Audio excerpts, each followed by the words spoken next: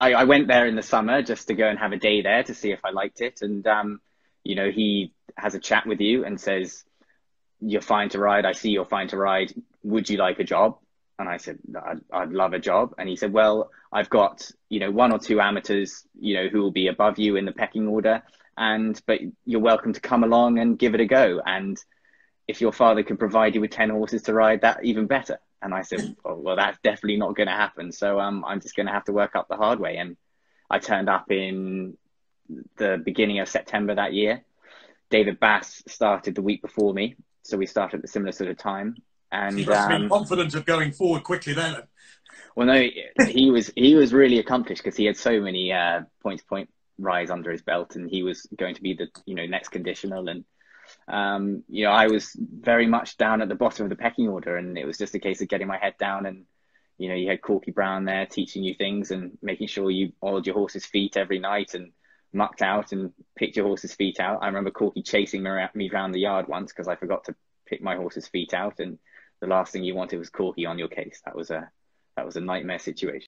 I was there to ride him every day, and you just have a name put next to it. We have a big board of, I don't know, 35 names on the board, and then you've got, you know, 3 slots against your name for horses to go. And Sprinter Sacre was there as my 4th lot one day.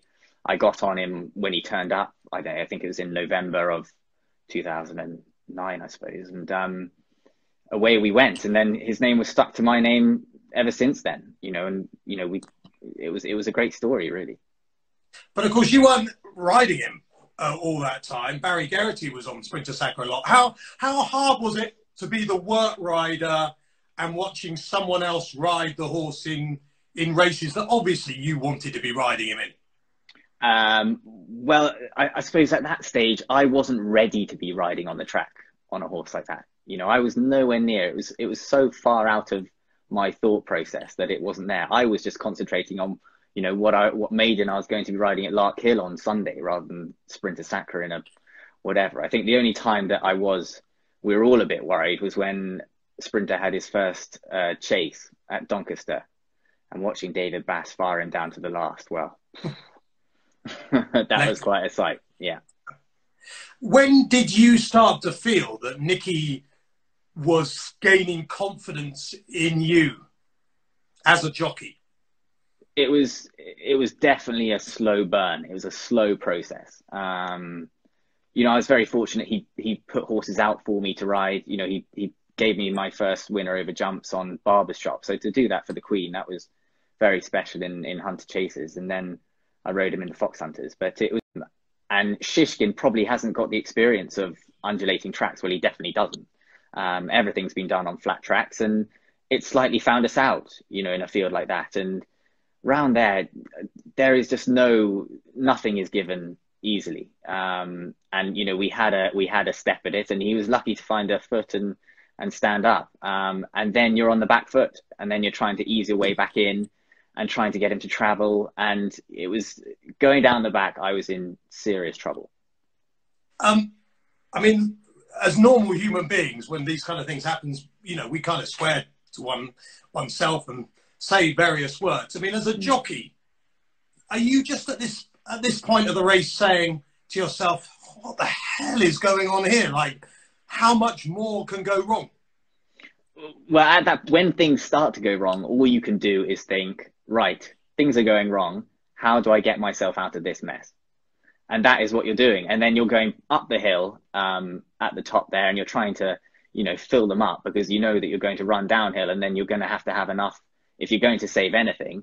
You know, you're then probably thinking, right, let's try and get him in the best place I possibly can. You know, maybe winning is off the agenda, but you're just hoping and praying.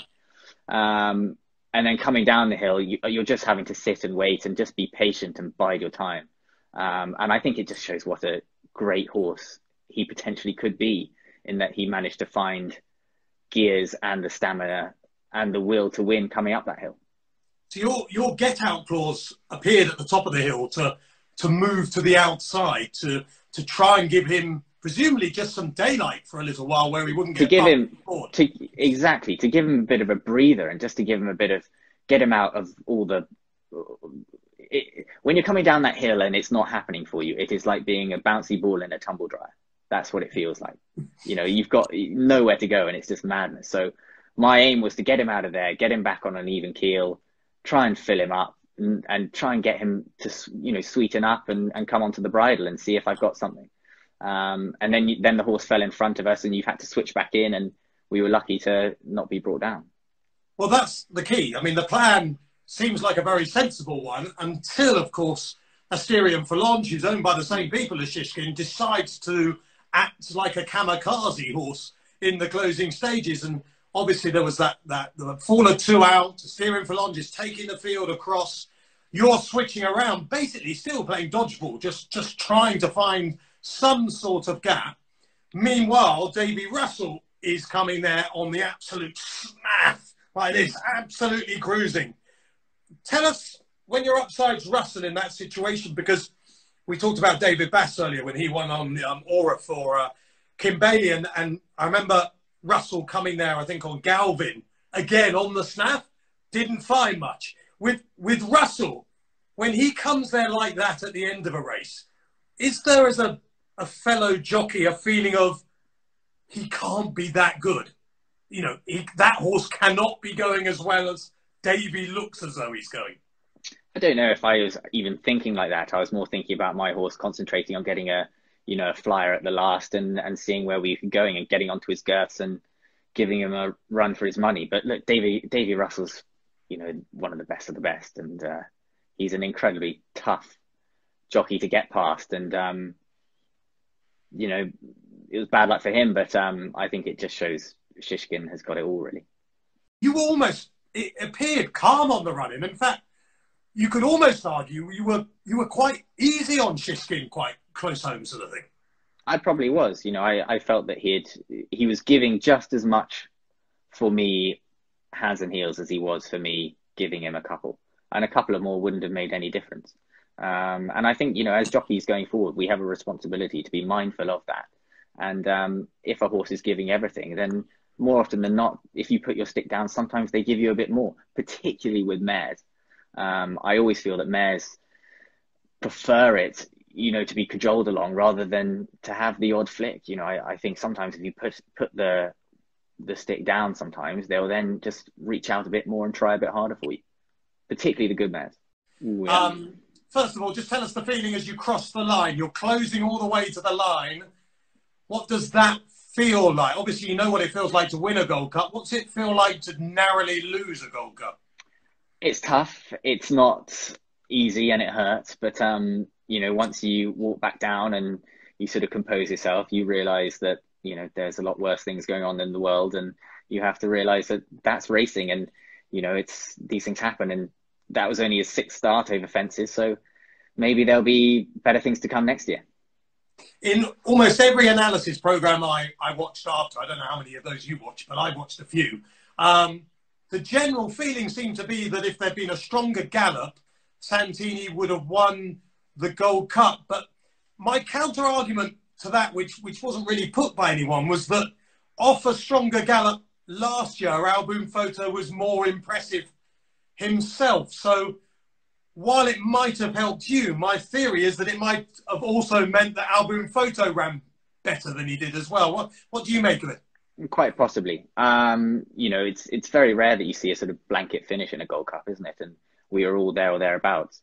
The place that I felt that I lost the race was on the turn-in. I just felt I lacked a bit of that tactical speed and just that sort of half a gear when I really needed it just to hold my position. But look, he jumped impeccably all the way around and he was gaining ground. And if it was over 3.5 miles, then I think we would have been the victors. But it wasn't to be. Album Photo is a great champion in his own right to go and back it up from last year. And maybe he was a magnificent horse. And I think we have to mention Matty Batchelor as well in that story. He just had a great time with him through his novice hurdling career, and then he got injured, and then I came in a year later.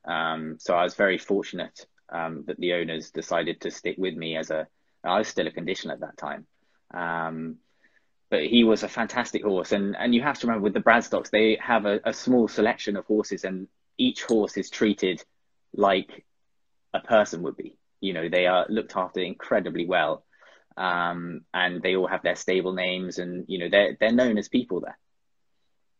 Yeah, and I don't know whether it's just design, but I get the feeling you enjoy riding those front runners. I feel there's a bit of skeleton in you from the point of view of just you appear to me, Nico, to be a jockey who gets horses to jump.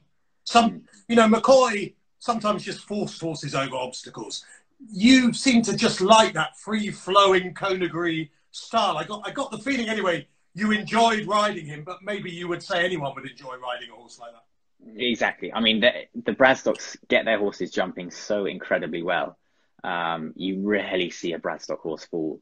And again, with Conagry, they put so much work into over poles in the school, and you know, I enjoy doing that as well. I enjoy doing the groundwork at home. So it all worked out well, and they gave me a tremendous boost in my career. Okay. Someone said Sprinter Sacre. Any good? I guess so. Look, I beat him in a bumper at Newbury on a very nice horse at Penporlings called Your Darling. And we rate him fairly highly. So I'm excited for next year for Your Darling, and if Sprinter Sacre backed it up at Kempton. So yeah, good horse. Any youngster you've ridden that you're looking forward to next year? Any young horse? I think Your Darling, he might be a nice novice hurdler going forward.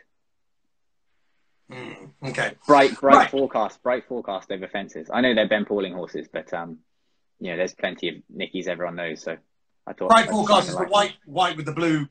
The Aldeniti colours. The Aldeniti colours, yeah.